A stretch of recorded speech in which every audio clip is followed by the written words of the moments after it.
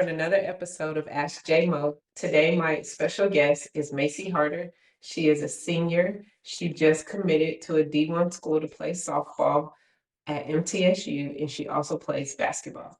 Thank you for joining us, Macie. You're welcome, of course. Okay, so how are you doing? I'm doing really good. There's been a That's lot going on, but I'm really excited to start my senior year. all right. Thank you for taking your time out of your day, your busy schedule. I know softball's getting ready to start back up again, but Yeah. you made time to join us, so thank you. So let's just jump right into it. Can you tell me why softball is important to you? I've played softball ever since I was 3 years old, and it's always been my go-to whenever things get hard, whenever I'm feeling stressed out about something, or if I just need to escape from reality for a little bit. That's always been my go-to, and it's what's always made me happy. Okay, thanks. So tell us a little bit more about Macy, the softball player. What position do you play? What team you're playing for, and how excited are you about going to college next year to play? Okay, so I'm a outfielder and a catcher, but I also play a little bit of first base every once in a while when I'm needed to. I play for a travel softball team called Georgia Impact, and we travel across the country to play against the top teams whenever we get the chance or the opportunity comes. We always rise up to the challenge, and I'm stoked to go to MTSU. It's definitely a top program, top college in the South, and they put a lot of effort into their athletics, and I'm super excited. So, Okay. yeah.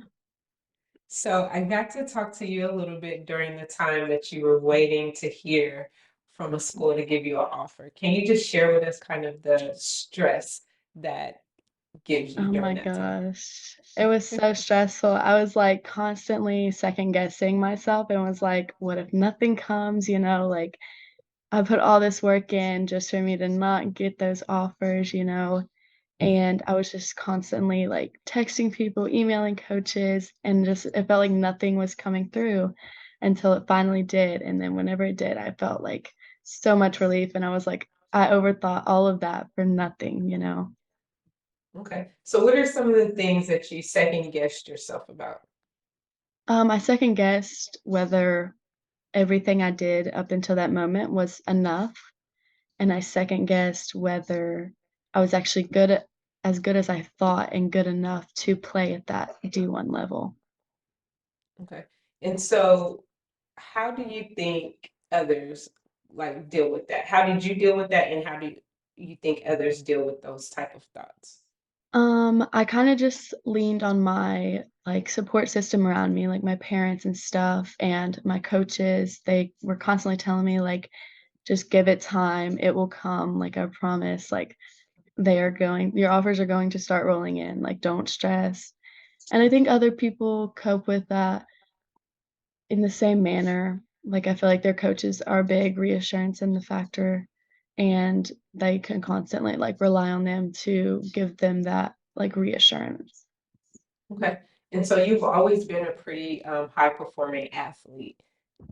What made you feel like you weren't good enough? Like, did anything change in your ability to play, or was it just because the offers were not coming in? There were times when, I didn't have the greatest of coaches, and I was pushed down and told, "I will never go play D1 softball. I will never be good enough to go to the next level and play college softball." And so that really, like, pushed me down mentally and gave me a big mental block when performing and almost made me wanna, like, stop playing altogether. Okay, so I think what you just shared with us was pretty big because I know there's tons of athletes who are playing high school sports who get those comments from a coach. So tell me, since you've experienced this personally, to hear a coach tell you that you're not good enough, how does that overall affect you? And what thoughts does that start putting in your mind? It makes me really think about whether I'm good enough for anything at all, really. Like, if I'm good enough for softball, if I'm even good enough for basketball, if I'm good enough to even go to college just for an academic purpose, and it really makes you in your head start, like, overthinking every little thing you do in your everyday life that you never thought that you would overthink. Okay. Were you able to perform at your highest level for that particular coach, or did you always second guess yourself? I always second guessed myself. There was times where I was like, "You know what? I need to just prove them wrong," but I was so mentally, like, hurt from it, and so I could never just play without being scared. Okay. So how long did you stay with that particular coach? Longer than I would have liked to, honestly. So when I was little, I played with that coach, but my dad was also the head coach at the time, and then we left that team, and I ended up coming back for, like, 3 or 4 years, and it was really bad. It was really Okay. hard. And so when you left that particular environment, do you feel like you did better or were you intimidated to even perform? I feel like I did a lot better. I felt like a lot of pressure was taken off of my shoulders, and I felt a lot of relief, like, so much stress was taken away the second that I told them I was not going back. Okay. And so what did that do for you? Does that give you insight on how you should perhaps communicate with your teammates or if you ever decide to coach, how you would interact with the with your Oh, athletes? definitely, cause like, the second that I left that team, because I've always wanted to be a coach in the future, I was like, "I will never tell my kids something like that." Like, I will never treat somebody as terrible as they did. Like, I've always wanted to do better than the person before me. Okay. Well, thank you for sharing that with us. Okay, so on to my next question. You play multiple sports and excel at school. How do you find balance? I think it's just learning. It takes a lot of time because at first when I had started playing multiple sports competitively, it was hard, but I think over time I learned, like, in school is not social hour, it's time for me to get my work done, like, do it when I get there so I don't have to worry about it after school where I need to worry about my sports. So I think it's just it takes time to learn how to balance everything and planning. Do a lot of planning, it helps a lot. Okay, so I'm just going to toot your horn just a little bit so everybody gets a little bit better idea of the importance of your balance. So last year you were received the offer to MTSU and you also won MVP for basketball, right? Yes.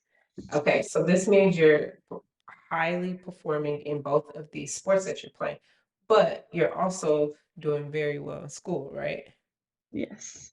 Okay, so with all that finding balance, how important is your mental wellness? It is very important, like, I constantly have to, like, read through my little planner that you gave me and remind myself of what my core values are and just, like, read. I do a lot of poetry, read a lot of, like, positive poetry to remind me, like, that I'm mentally, like, strong and just give me a boost of confidence when it's needed. Okay, so when did you realize that it was some of your thoughts or your mental space that was affecting maybe different areas of your life? When I started, mm, I think it's just when I was normally playing softball, I normally played it as my escape, but then I realized that while I was playing it, I was thinking about negative thoughts and negative emotions, and I was like, "Whoa, like, I'm not doing okay mentally, like, I need to get it together in my head before I, like, take the next step to playing college softball." Okay.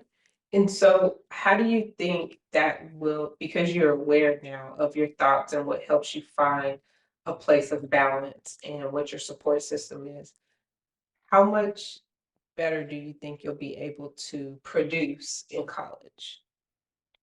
I think a lot better because, you know, when you're not mentally strong and you're not mentally tough, college is hard, and it's gonna tear you down if you're not mentally strong, so going into it with the clear space of mind and, like, being mentally balanced is going to help you produce a lot more, so I think I will be very successful in that. Okay. And so I know that you've had an opportunity to see MTSU play and visit their campus a lot. Do you feel as if you are going to come in and like fit right in with them, or are you still a little hesitant about how that transition looks?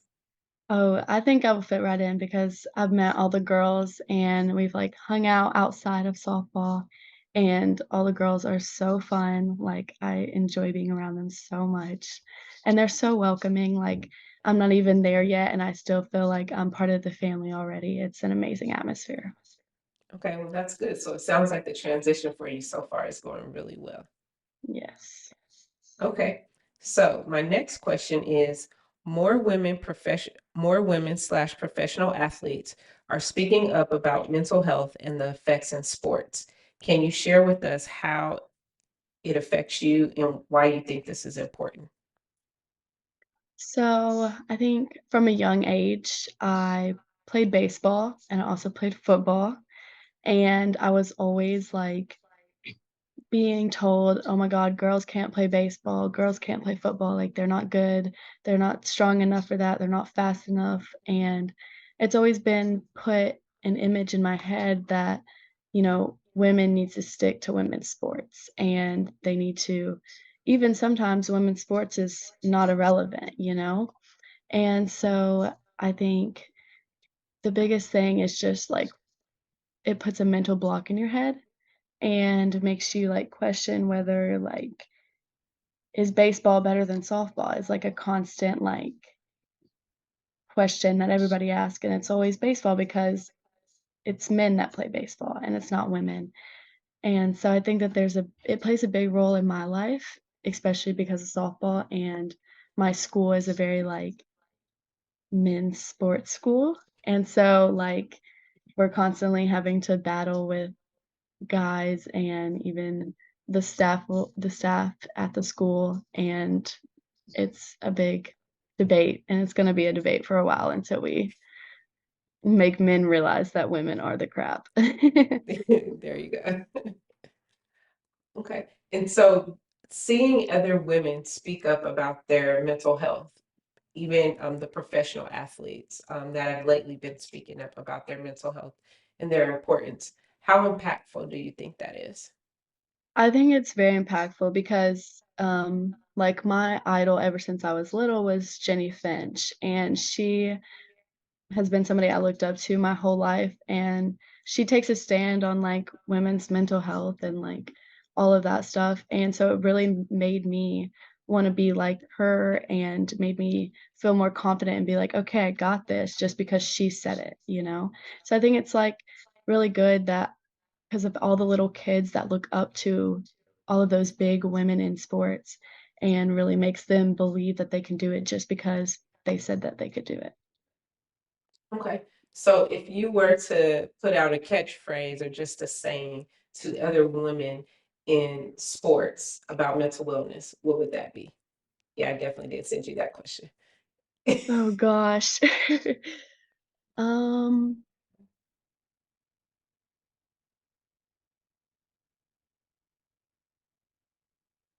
Probably just haters gonna hate because that can range all the way from softball, it could range to academics, it could range to even getting a job in your future, like, there's always gonna be haters out there, but you just gotta brush them off your shoulder and keep going forward and do what's best for you.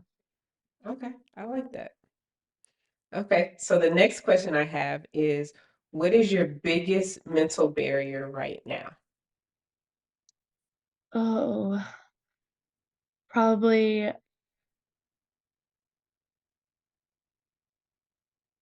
the idea of failing because I have always grown up and wanted to perform for my parents and, like, make my parents feel good and, like, make them happy and be up to their standards, and so I'm always, like, keeping in my head, like, "Oh, I gotta be, like, perfect for them so that like, they'll be proud of me, and so that's probably my biggest one right now. Okay. Well, I know that you have tools to help you deal with Yeah, I that. do. I have lots of tools. Okay. So, we kind of brushed through those questions real easy. So this is a question that I have for my last guest that I'm going to present to you. Mentally, are you in a better place today than you were this time last year? Oh, you and I both know definitely, because I was going through a lot last year, and it wasn't even on, like, a softball standpoint, it was more of in it like, my social environment. I was really torn down by a lot of people around me, and so I was at a really low point in my life last year, and joy helped me a lot. Well, I'm glad I helped you just look at things differently. You did all the work.